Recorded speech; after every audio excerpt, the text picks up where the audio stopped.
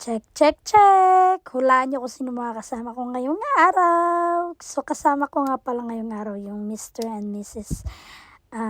Lucero. So, si James at ang aking AC.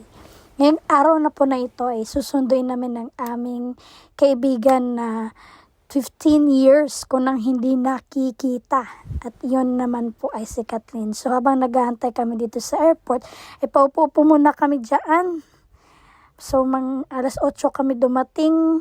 So, at na-delay yung flight niya. Kaya mga 10 na yata yun siya dumating. I'm not sure. Nakalimutan ko na kasi tingnan nyo na makaka-check ka namin. So, yun na nga. Dumating na si Madam. Ayun. Hindi niya kami nakikita.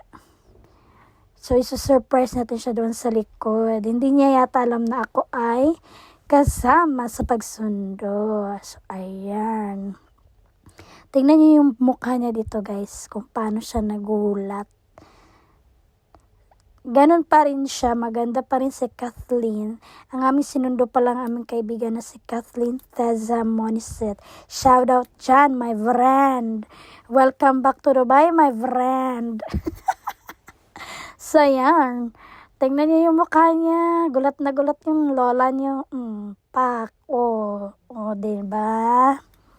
So, ayun na nga at nagutom kami at kumain kami dito sa may food path, dito sa may bandang Dera City Center. Ayun, nag-order kami ng karak chai at ng biryani. So, thank you Mr. and Mrs. Lucero sa napakasarap na dinner. Next time ulit ha. So, ayun nga, busy din kami ka-sheka dyan. So, yun lamang po. Ang pasalubong pala ni Kathleen sa amin ay siomay at ngoyong galing ng Cebu. Thank you very much, Kath.